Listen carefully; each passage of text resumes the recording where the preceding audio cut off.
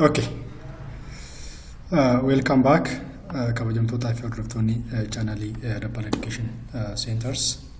Gara chaanalii keenya nagaan dhuftanii irra deebitanii akkuma gaafii keessanii boqonnaa 4 episoodii yookaan odeessanii tokkoffaa afaan oromootiin hin dhiyeessine ture.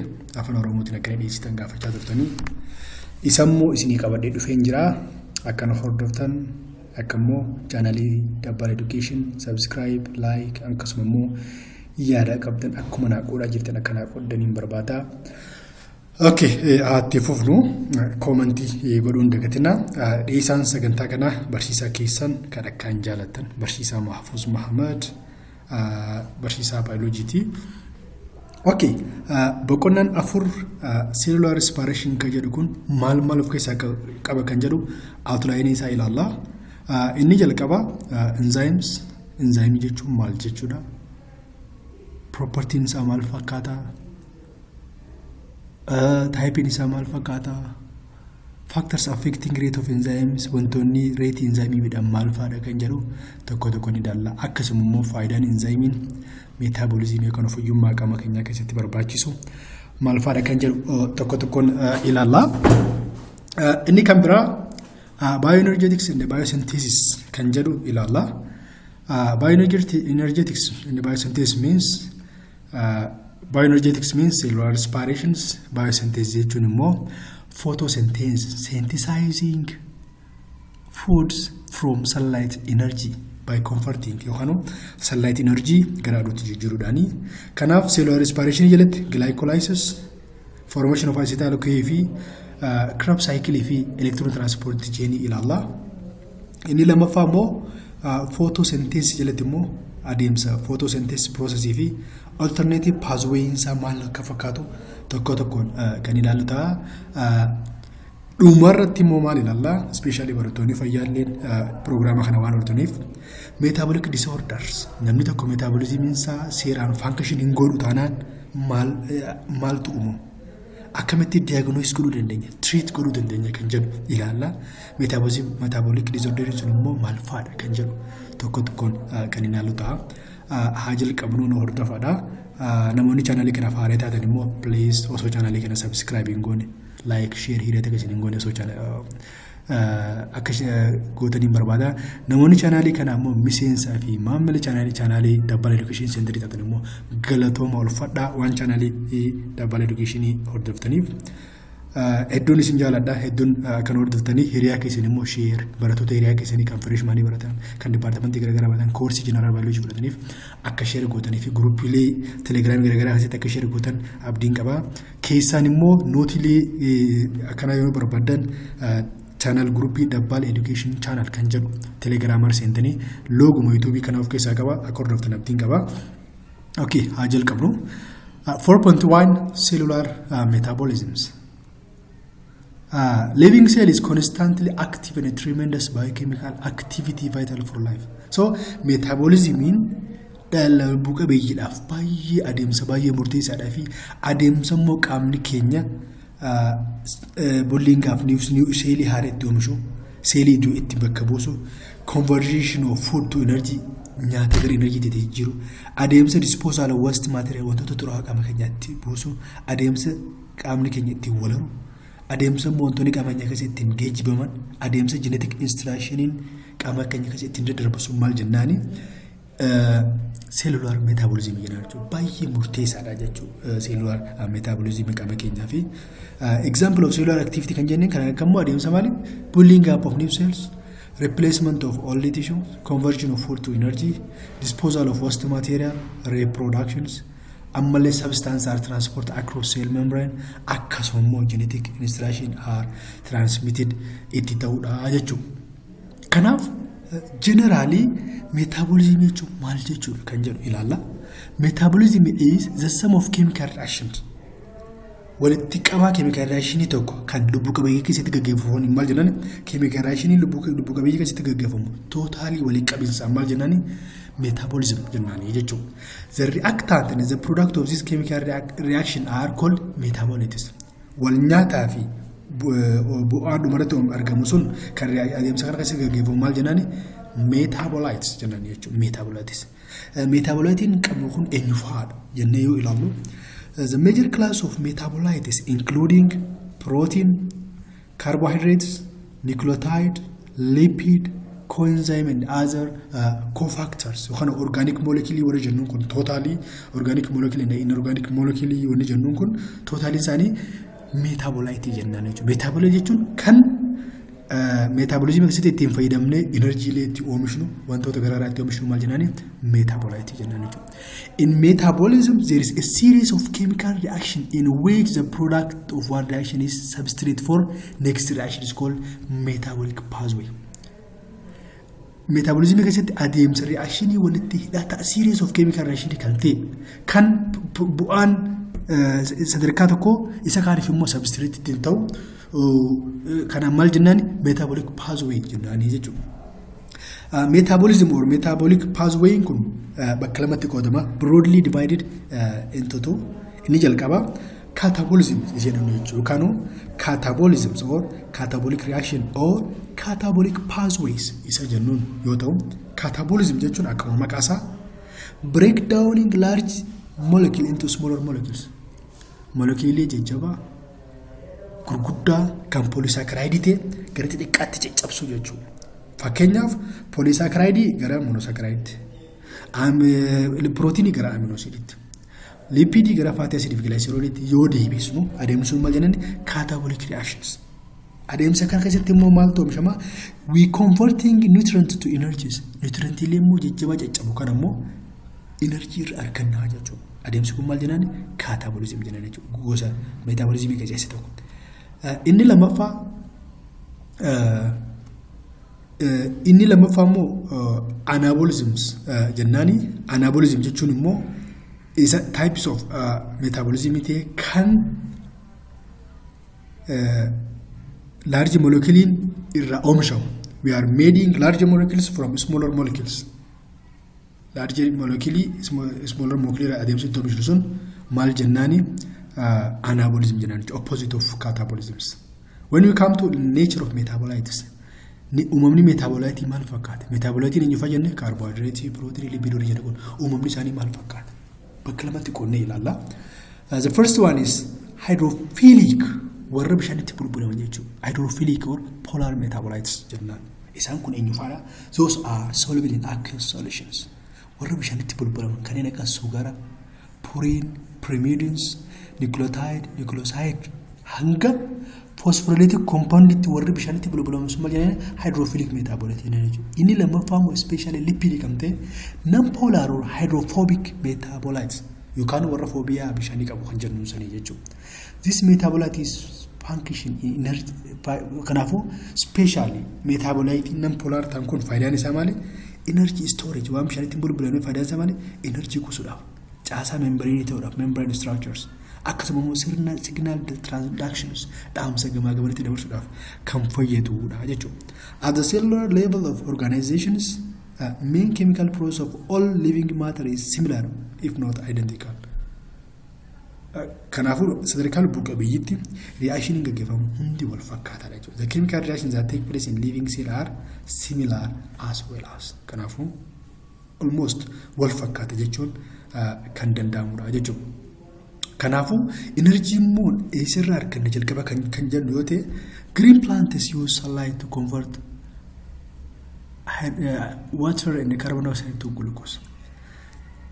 Biqiloonni magariisni ifa aduu fayyadamuudhaan bishaan fi hydrogen bakka lama baasuudhaan carbon dioxide fayyadamuudhaan eenyu oomisha glucose oomisha. Dhumarratti immoo oxygenii akka byproduct itti oomisha jechuudha. Adeemsa kana immoo generally maal jennaani photosynthesis jennaani jechuudha. Photosynthesis jechuun sunlight used to split water molecule. Ifa aduu fayyadamuudhaan bishaan hydrogenii fi oxygenii tajaajilamsuudhaan into half of oxygen molecule and also hydrogen atoms reducing agent caccabsuudhaan hydrogen ioniin kun immoo electron qabachuudhaan gara kamitti gara carbon dioxide deemuudhaan glucose oomisha jechuudha. So living organism that requires oxygen reverse the process of photosynthesis called respiration. Adeemsi photosynthesis kun immoo faal yoo oksijiinii akka baay'ee piroodaaktiitti baasu immoo adeemsi immoo lubbuu qabeeyyii keessatti baay'ee murtaawaa ta'e kan immoo oksijiinii fayyadamu maal jennaan respiration jedhan especially aerobic respiration isa jennu sun jechuudha. They consume carbohydrates kanaafuu respiration keessatti maal fayyadamna carbohydrate fayyadamna other organic molecule fayyadamna yoo oksijiinii illee fayyadamna dhumarratti immoo maal oomishna carbon dioxide water and also energy.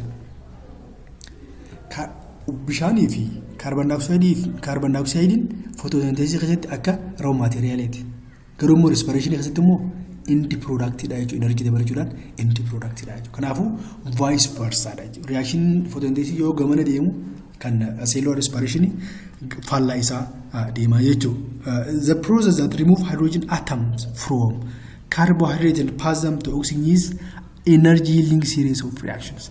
Adeemsi immoo hydrogen molecule carbohydrate irraa remove goonee oxygen joolifannee bishaan oomishne bishaan wajjin energy oomishne kun maal jedhan adeemsa ittiin qaamni keenya energy oomishu jennaan jechuudha. In plant all but two of step in the process convert carbon dioxide to carbohydrates.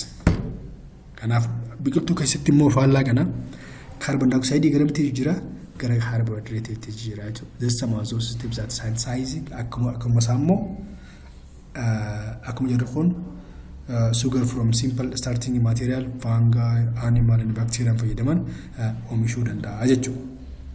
So similarly the series of reactions that given starting material and the synthesize certain molecule will be used in other synthesis pathway are similar identical among all cell types. Adeemsi wantoonni xixiqqaa tokko wantoota biraatiin oomishamu sun soorinii keessatti photosynthesis warra photosynthesis fayyadaman keessatti wal fakkaataadha.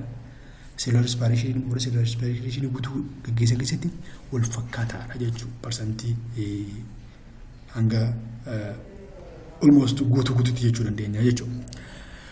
Kanaaf itti aansee immoo erga introduction waa'ee metabolism ilaalle metabolism maal akka ta'e the sum of all chemical reaction in living cell ta'uusaa bakka lamatti qoodamuusaa katabolism fi metabolism itti qoodamuusaa yeroo erga ilaalle boodamu enzymes and their role in metabolism. Enzyme fi gahee enzyme metabolic keessatti maal akka ta'e maal akka fakkaatu ilaallaa jechuudha.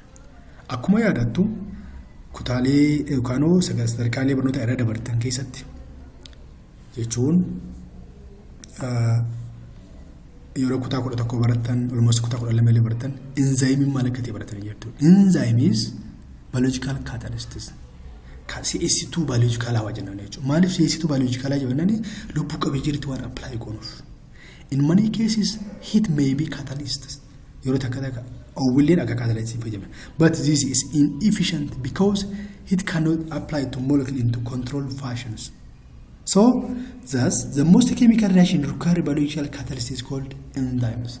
Biological catalyst in lubbuu qabeeyyii irra caala barbaadu maal jennaan enzyme dha jechuudha. Enzymes. Without enzyme, greatest majority of chemical reaction take place at rate for too slow for the pace of metabolism. Enzyme in alatti reaction lubbuu qabeeyyii keessatti gaggeeffamu baay'ee gaxaanaadhaa fi waan yeroo hedduu nutti fudhatu jechuudha. Kanaaf with enzyme wajjin immoo chemical reaction is occurs very fast. Saffisan yeroo gaggeeffamu kan gaggeeffamu yeroo ta'u almost keessaafuu all metabolic process in the cell need enzyme catalysis in order to occur at rate fast enough to sustain life. Lubbuun akka sustain taatuuf keessaafuu all metabolic processing eenyu fayyadama step tokkoon eenyu fayyadama enzyme fayyadama jechuudha. Isa kanaaf waa'ee enzyme beekuun nu barbaachisa. Property isaa baruun nu barbaachisa. Type isaa barachuun nu barbaachisa. Akkamitti immoo nagee kan qabaatu barachuun nu barbaachisa jechuudha. Kanaaf sirriitti nu hordofaa. Irra deebi'uudhaan ammallee namoonni chaanaalii kanaaf haaree taatan chaanaalii kana please subscribe godhaa. Hiriyaa keessaniif qoodaa. Yoo subscribe gootanis yaa chaanaaluma keessaniitu guddataa. Barsiisuma keessaniitu hamilee horatee waan sagantaa garaagaraa sagantaa barnoota biraallee dabalee kontentiilee biraa dabalee chaanaalii kana guddisee isinillee gara dhaloota itti aanutti dabarsita waan ta'eef chaanaalii kana like subscribe hiriyaa keessanii share godhuun guruppilee garaagaraatti share godhuu hin dagatinaa. Thank you. Yerootti as deebiin immoo enzyme kun immoo maal jennaa ilaallu. Enzyme are a protein catalyst. Enzyme jechuun proteinii ta'ee kan tertiary proteinii ta'ee akka catalyst fayyadamu kan maal godhu that speed biochemical reaction by facilitating the molecular rearrangement that supports cell functions. Molecular rearrangement kun molecule irratti reaction geggeessuun arrange godhuudhaan wal qixxeessuudhaan yookaan walitti bind godhuudhaan reaction isan kan saffisiisu speed up biochemical reaction kan godhu enzyme jennaan jechuudha. Enzyme kun maal ofirraa qaba? Enzyme possess an active sites. Enzyme kun active site ofirraa qaba. Active site jechuun immoo a restricted region of enzyme which substrate can bind to form enzyme substrate complex. The site in enzyme kan substrate itti bind ta'e enzyme substrate complex jechuudha. Active site jechuun kan ittiin substrate itti bind ta'e transition state yookaan enzyme substrate complex itti dhumarratti immoo productive fi enzyme itti oomishamudha jechuudha. Enzymes are catalysts. Enzyme jechuun maal jechuudha?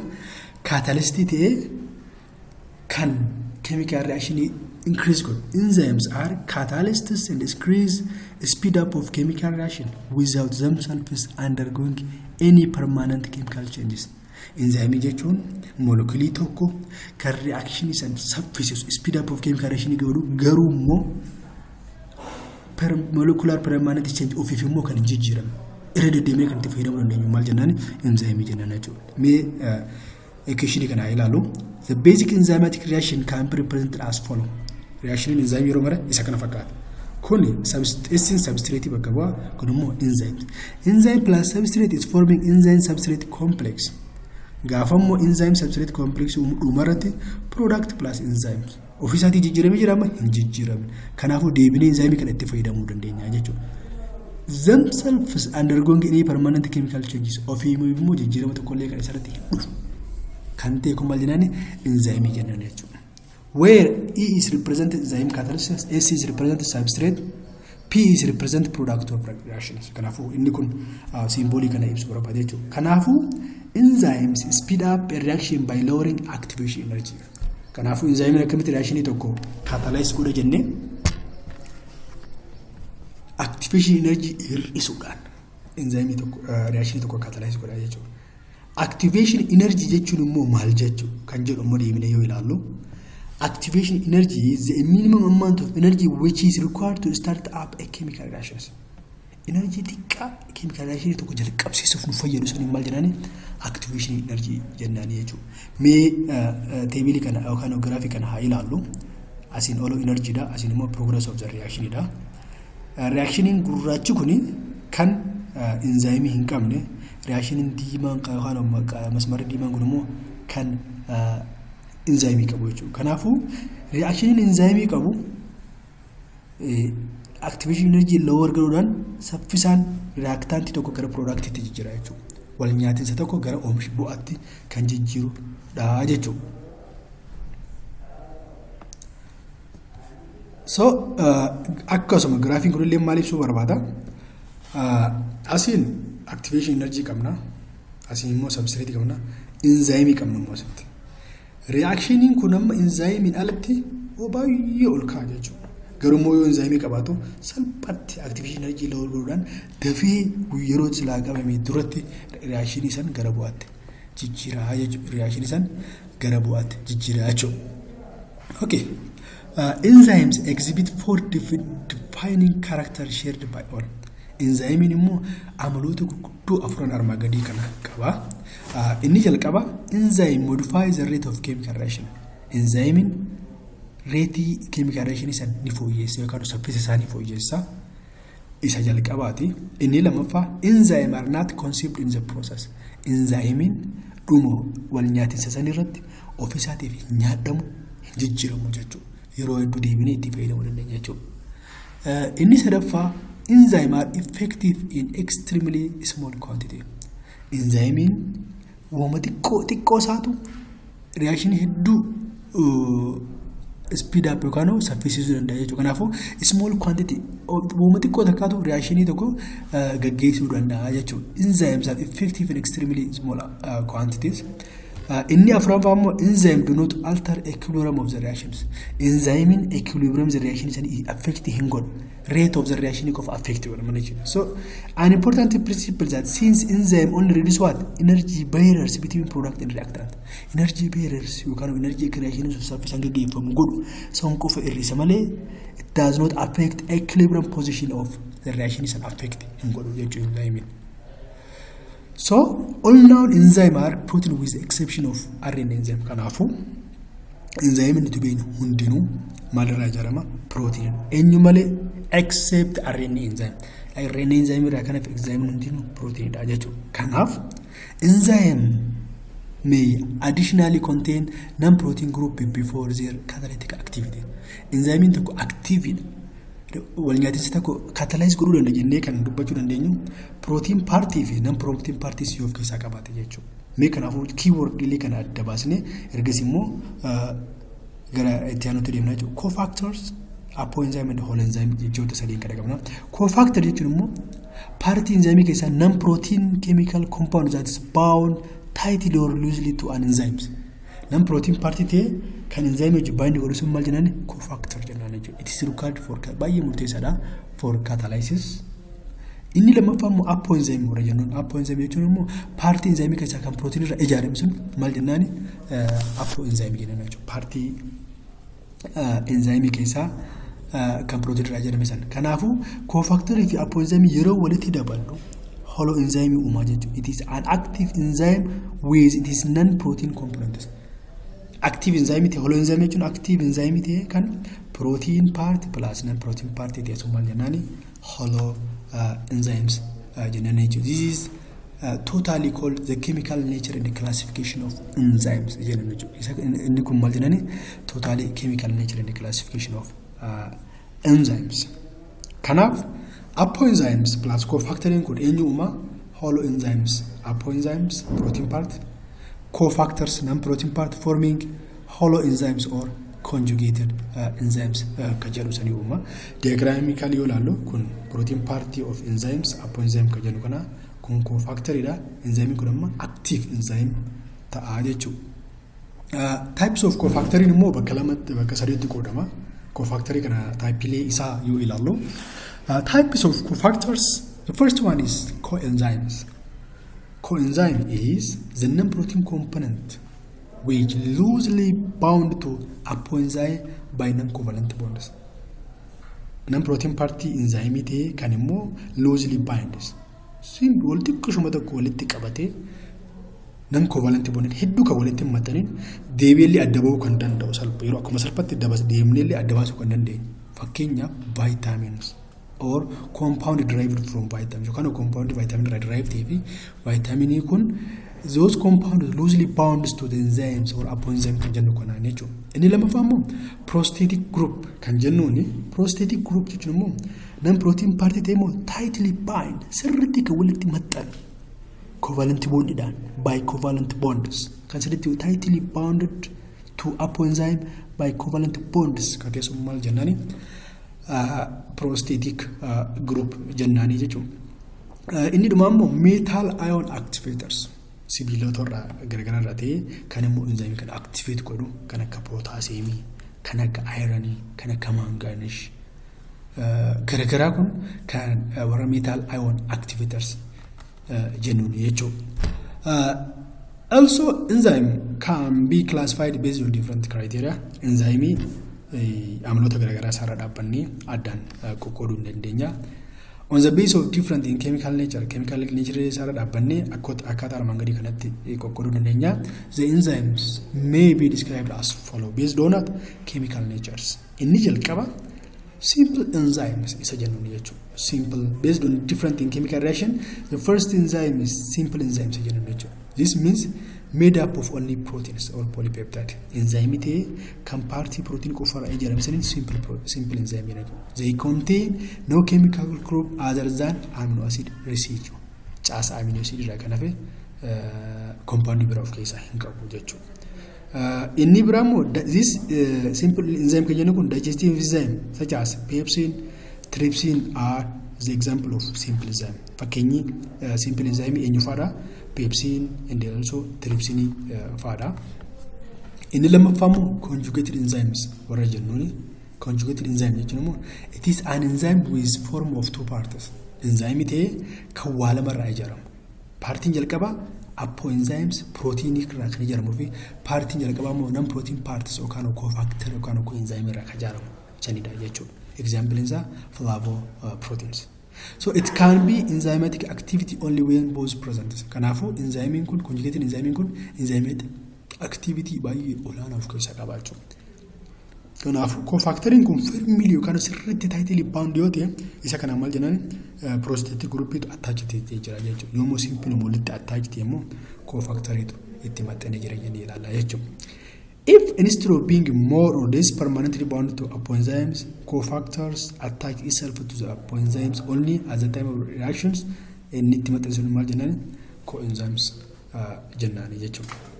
Inni sadaffaa immoo metalloenzymes warra jennuuni. Metalloenzymes jechuun metal cofactor involved in enzymatic reactions. Non-protein party immoo kan itti maxxanu kun immoo metal cofactor yookaan kataayinii warra qaban kan akka potassium, magnesium, manganese, copper warra ta'an kanaan metalloenzyme jennaani. Inni kan biraa immoo isoenzymes. Isoenzyme jechuun immoo substrate may be acted upon by the number of variants of an enzyme producing the same products. Enzyme producing the same product kan active ta'u compact ta'u isoenzyme jennaani jechuudha. Reaction garagaraa gaggeessee immoo productii wal fakkaataa kan oomishu isoenzyme jennaani jechuudha. Kanaaf the chemical nature of enzymes yoo ilaallu enzyme kun complex or hollow enzymes protein part or non protein parts kan of keessaa qabu sun complex enzyme dha. Inni kun immoo simple or only protein part kan jennuunidha jechuudha. Complex enzyme kun maaliif maalirraa ijaarama? Cofactory non protein part fi apoenzyme non protein part irraa ijaarama jechuudha. Kanaafuu cofactory kun immoo bakka lameetti meeqatti baasnee ilaalle prosthetic group kan tightly bind with protein part yookaan apoenzyme ta'e coenzyme kun immoo tightly or loosely bound to apoenzyme kan jennu jechuudha. I hope akkasirratti isinii galaa jiruu fi irraa hubachaa jirtan abdii guddaan qaba. Ani immoo kan itti satisfy na godhu isin content nan hojjedhu kanoo sagantaa nan hojjedhu kana jaalachuudha. Channel kanaaf yoo haalaatan subscribe, like, share godhuun dagatina. Okay. On the base of the substrate isaan irratti reaction gaggeessan dhaabbachuudhaan acted upon enzyme can be classified in the following 6 classes. Substrate isaan reaction irratti gaggeessan irra dhaabbachuudhaan enzyme bakka jaan kanatti qoonnee ilaalla. Inni jalqaba oxidoreductase, transferases, hydrolysis, lysis, isomerase and ligase jennee bakka jahan kanatti qoonnaa jechuudha. Kanaaf oxidoreduction reaction inni gaggeessu oxidoreductase nama oxidation reaction kana speed up godha. Kanaaf as keessatti description isaa maali? Transfer of electron from one molecule to another molecule. Inni jalqaba oxidation reduction enzyme kun reaction gaggeessu kun transfer of electrons from one molecule to another molecules. Inni lammaffaa immoo transferase warra jennuun kun maal? Group transfer. Transferring one group from this functional group from this molecule to another molecule. Transfer of functional group from one molecule to another. Kanaafuu functional group molecule kanarraa molecule kanatti yeroo kan dabarsan maal jennaan transferases enzymes. Inni sadaffaa immoo hydrolysis. Kana jechuun bishaan fayyadamuudhaan cleavage of bond by addition of what? Waters. Hydrolysis enzyme kun maal fayyadama? Bishaan fayyadamuudhaan molecule san caccabsuudhaan kan reaction gaggeessu maal jennaan hydrolysis enzyme jennaani. Inni afuraffaa immoo non hydrolytic cleavage enzyme kan gaggeessu lyase enzyme jalatti kan classify ta'u kun akkamitti molecule caccabsuu danda'a? Cleaving or splitting a molecule by non hydrolytic process.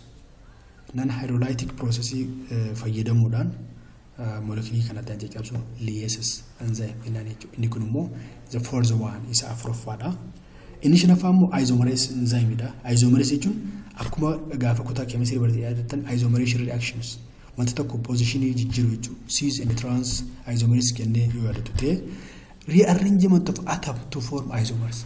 Molecule tokko atomii tokko rearrange godhuudhaan enzyme reaction san speed up godhu mal jenani isomerase enzyme jenani. Inni dhumammoo ligase enzymes isa jennuun ligase jechuun ligase using energy from ATP fayyadamuudhaan carbon fi other bond kan uumu eenyu jenani ligase enzyme jechuudha. Formation of carbon and other bonds with energy from ATP. Double bond, triple bond kan uumu sun warra single bond irra double bond fi kana kan uumu sun ligase enzyme. Kanaafuu enzyme kun based on substrate they are acted up on irra dhaabbachuudhaan bakka jaatti qonna oxidorreductase enzyme, transferase enzyme, hydrolase enzyme, afrophal lysis, shanaffaan isomerases, jaaffaan immoo ligase enzyme jedhani. Isa kana immoo kutaa 11tti baratanii jirtanii I hope hedduu hubattan abdiin qaba. Hayyee inni itti aanu immoo 4.1.3 mechanism of enzyme actions. Enzymiin kun akkamitti reakshinii kana gaggeessa, mechanismii kan fayyadamu yookaan moodelii akkam fayyadameeti reakshinii kana yookaan biological catalyst maasaa baachuu danda'a kan jedhu ilaalaa jirra. Mechanism of enzyme catalyst is vary adda addummaa qaba moodelii tokko irraa gara moodelii biraatti, but all enzymes speed up chemical reaction by lowering energy barriers or activation energy. Garuu haa ta'u malee mechanismiin isaa garaagarummaa qabaatu malee hundi isaaniitu energy barriers yookaan activation energy lower godhuudhaan reactantii gara maalitti jijjiira, gara productii jijjiira jechuudha. Kanaafuu energy reduced osummaa jenaan the reduction of activation energy is increase the fraction of reactant molecules that can overcome energy barrier in the form products.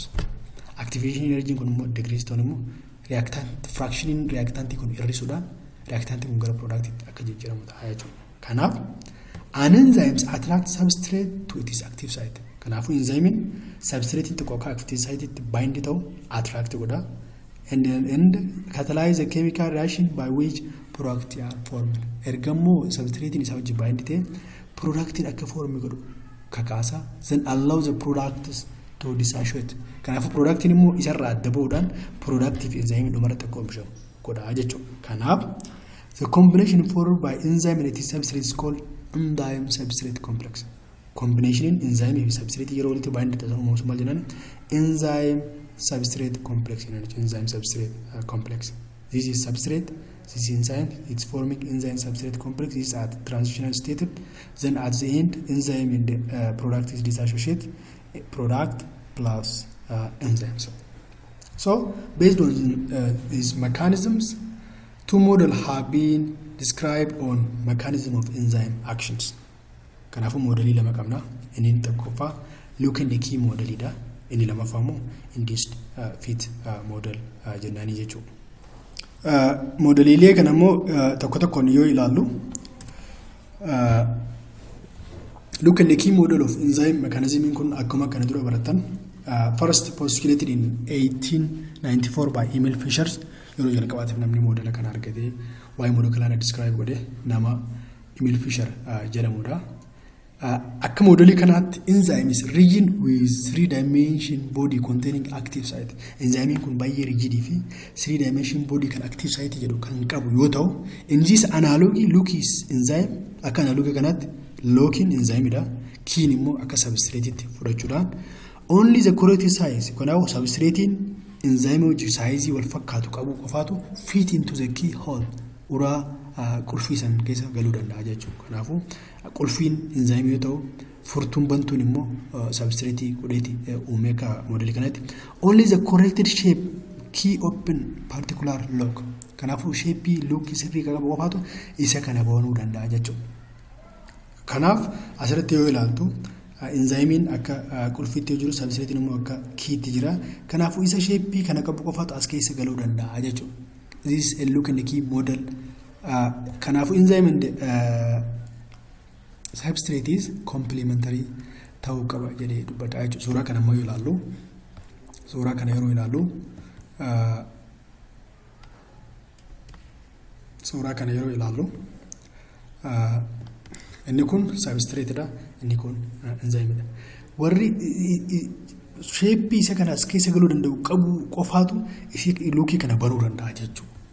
Kanaaf look and key modeling enzyme substrate complementary yookaan shape fakkaataa yoo qabaate malee as keessa galuu hin danda'u jedha jechuudha.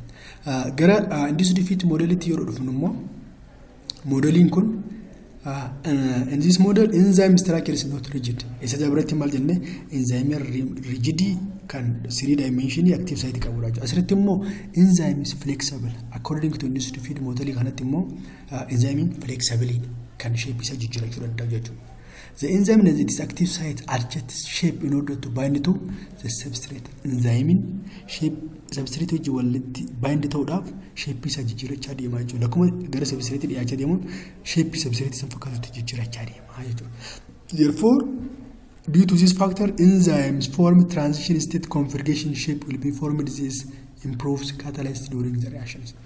Yeroo enzyme if substrate wal qunnamanii enzyme substrate complex transition uumusan shape isa jijjiirachuu jecha substrate transition state is kan jedhudha. So the enzyme also can be induced by binding of substrate. So certain substances can bind to the enzyme at the site other than active site. Substance in tokko immoo enzyme is active site osoo hin ta'in site biraatiin yookaan allosteric site isa jedhamu sun itti bind ta'uudhaan enzyme kana inhibit yookaan hojii isaa kan hojjenne akka godhan jira jechuudha. Kun amma caasaa induced fit modelidha. Fakkeenyaaf inni kun asitti shape ta'uu hin danda'u. Garuu lakkuma walitti dhaachaa deemaniin enzyme shape substrate kan uummate jechuudha. Enzyme substrate complex jedhamu enzyme shape substrate kan uummate. Kanaafuu asirratti enzyme maal jennaan flexible. Enzyme flexible ta'eeti shape isaa jijjiirratee jechuudha. Shape enzyme bind godha jechuudha.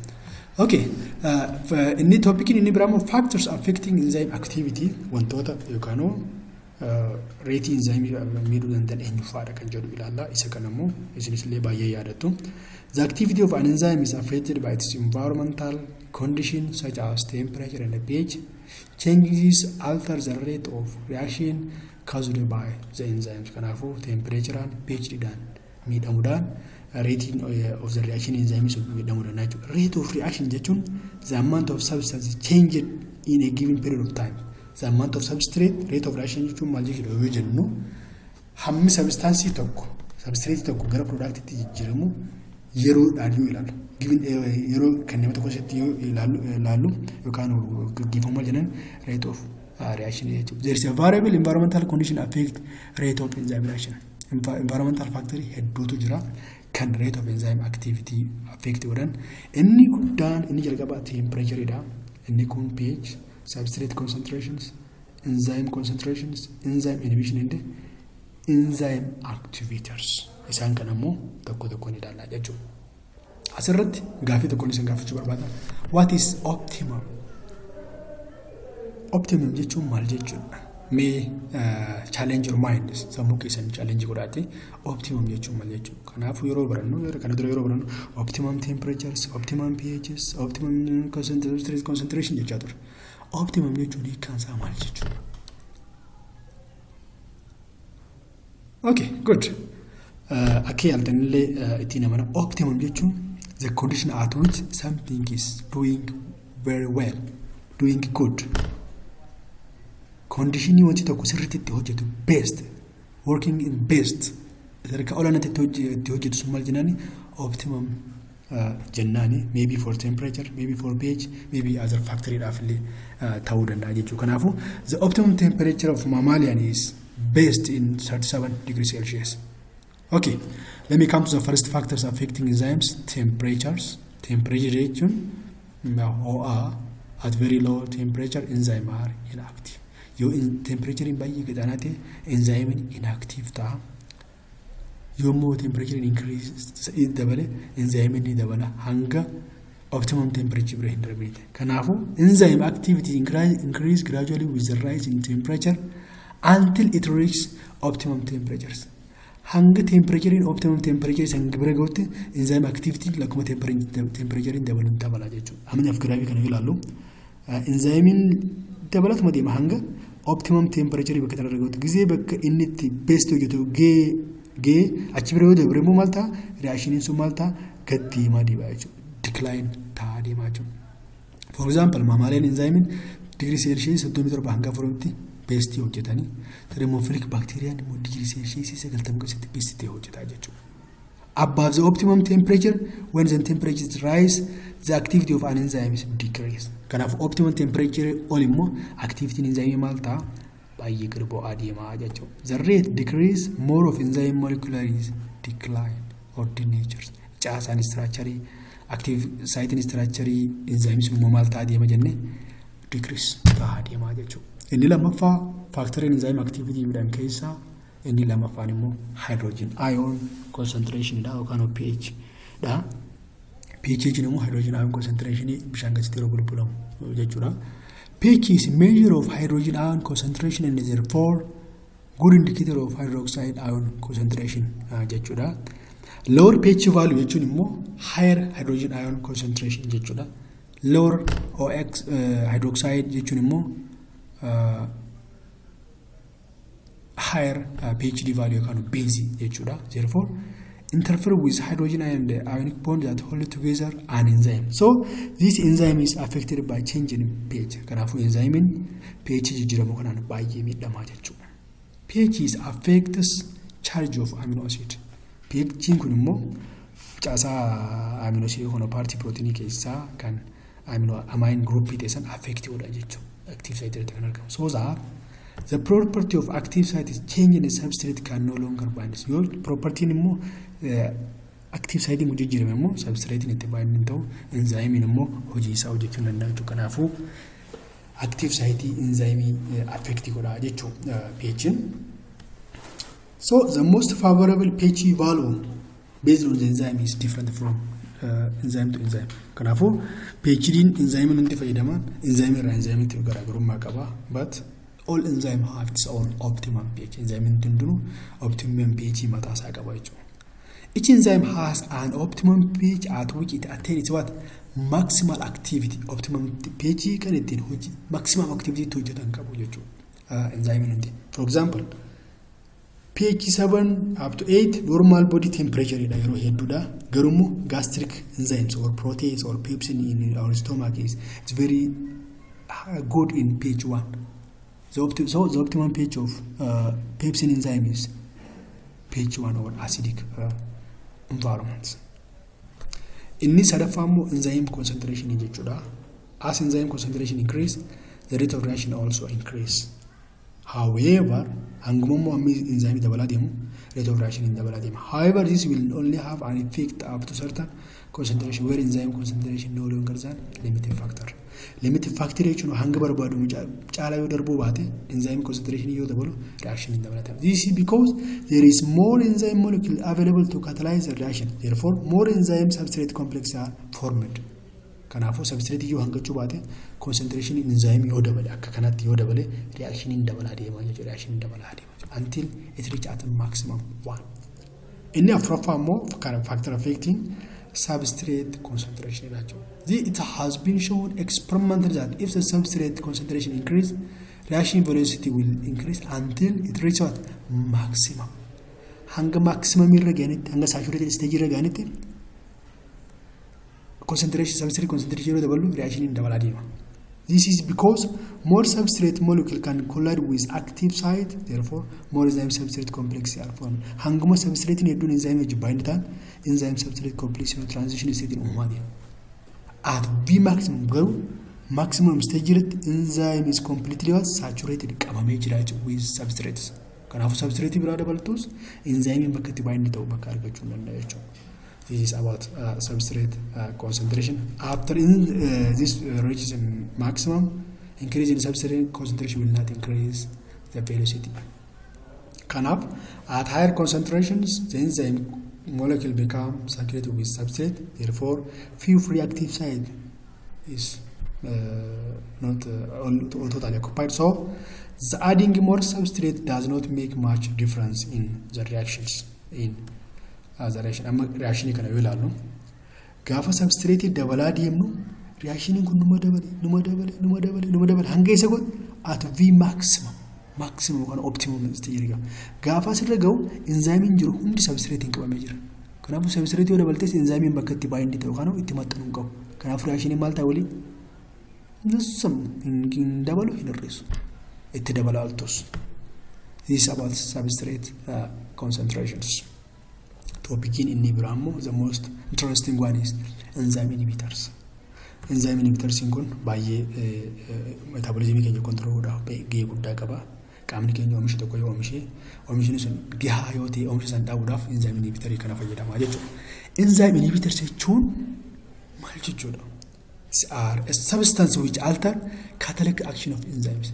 Substance ta'e kan amala catalystummaa enzyme san miidhu yookaan dhorku yookaan reaction isaa san kan reaction isaa san slow down kan godhu or yeroo takka tokko reaction isaa dhaabu maal jennaan enzyme inhibitors jedhana jechuudha, which stop a catalysis. For example, alarraa yoo ilaallu nerve gaasii faa snake bite yeroo jawween nama jedhanitu cyanide molecules heavy metal draagoota tokko kan sammuu keenya hojii dhaabuu danda'an jira jechuudha. That is called inhibitors. Inhibitorii kana immoo bakka lamatti qonna reversible inhibitors jedha. Reversible kun immoo competitive and non-competitive bakka lamatti qonna. Reversible and reversible inhibition kana immoo yeroo tokko ni ilaallu. Reversible inhibition jechuun immoo enzyme inhibition bind to enzyme by weak bond. Enzyme inhibition ta'e kan enzyme itti bind ta'uu kan itti maxxanu molecule bondii dadhabaadhaan kan deebi'ee salphatti adda bahuu danda'a jechuudha. Case inhibition is reversible. Some reversible inhibition is resemble normal substrate molecule and compete for admission into active site. Active site bind to compete godhudha. Itti maxxanu garuu takka illee itti maxxanu deebisnee addaan baasuu ni dandeenya jechuudha. Reversible yookaan maqaa isaa reversible dha jechuudha. It can be overcome by increasing concentration of substrate. Hamma concentration dabaluudhaan isa kana akka inni enzyme active site itti available yookaan bind tanillee godhuu ni danda'ama yookaan control godhuu ni danda'ama. Irreversible isa jennu kana immoo baay'ee hamaa kan ta'eef kan adda baasuu ni dandeenya. It is usually covalently modified and enzyme inhibition cannot be reversed. Takka inhibit tanan reverse godhuu kan adda baasuu ni dandeenya jechuudha. Often contain reactive functional groups. By active functional group waan qabu enzyme kana totally stop reaction godha jechuudha. Different from reversible enzyme, it is what inactivation. Enzyme totally hojii dhorkuu jedhama jechuudha. Reversible inhibitors are generally specific for one class of enzyme and they do not inactivate all proteins. Part enzyme keessaa tokko qofa inactivate godha, part hundallee inactivating godhu. Kanaaf reversible inhibitors do not function by destroying protein structure but by specifically altering active site of their target. Inni totally protein alter godhuudhaan reaction kun akka dhaabbatu godha. Eenyu attack godha totally active site san qofa attack godhuu danda'a jechuudha. Competitive inhibitor fi non-competitive inhibitor kana yoo ilaallu competitive inhibitor jechuun occurs when inhibitor has similar structure to the substrate. Moleculiin kun amma substrate yoo jira caasa structure wal fakkaataa qaba.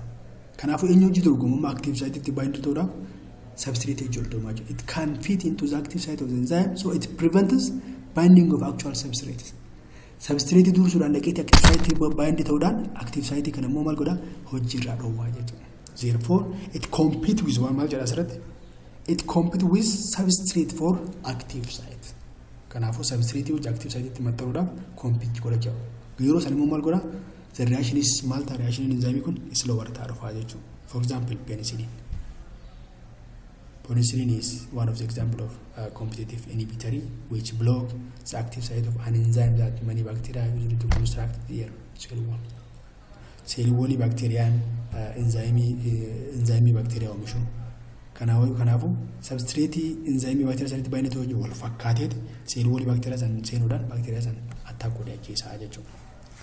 And also we are overcoming these competitive inhibitors by increasing concentration of substrate, restore the reaction rate and inhibition usually temporary and reversible. Reversible is almost competitive inhibitor in kun. You see, kunamma inhibitor ida kunamma substrate. Kanaafuu ni maal godha dura deemeti bind itti godha jechuudha. Dura deemeti bind godha jechuudha. Non-competitive inhibitors kan jennuun kun immoo it is occurs when inhibition have different structures. Caasa addaa qaba substrate irraa from substrate garuu do not fit into the active site. Active site illee seenuu hin danda'u but bind to enzymes at location other than what active site. location active site irra adda ta'e tabirata kan attack ta'a.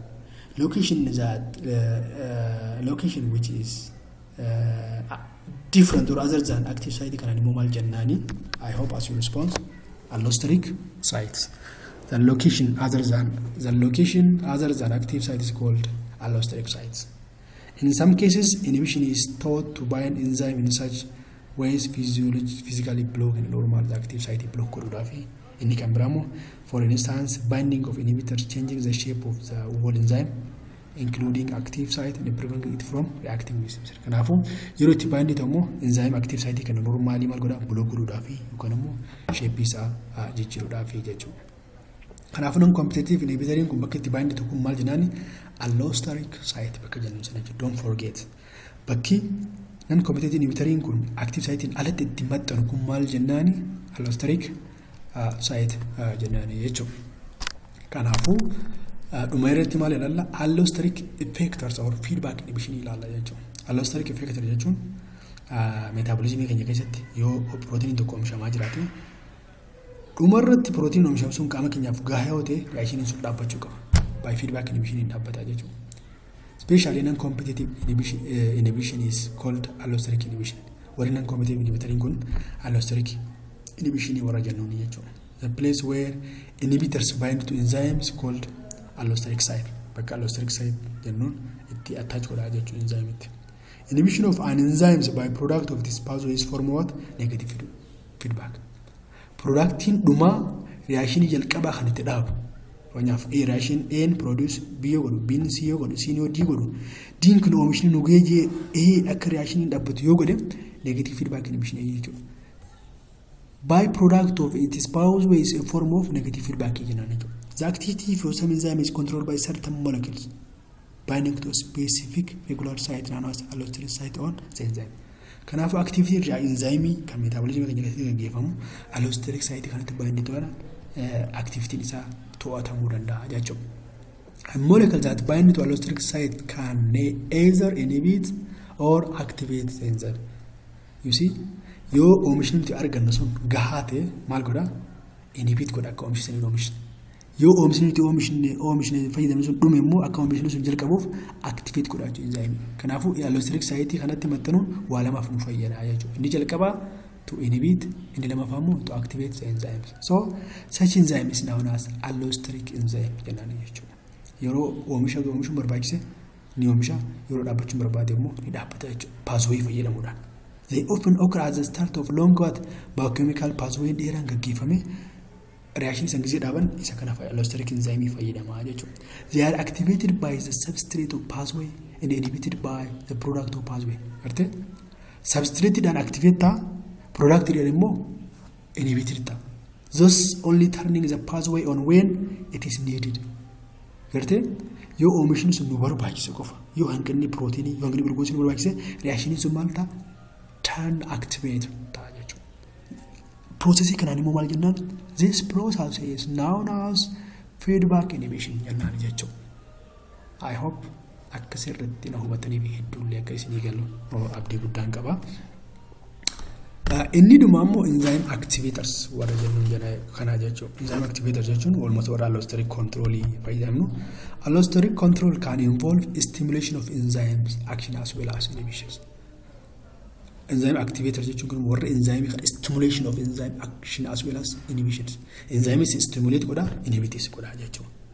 An activator's molecule can be bound to an allosteric site. You see?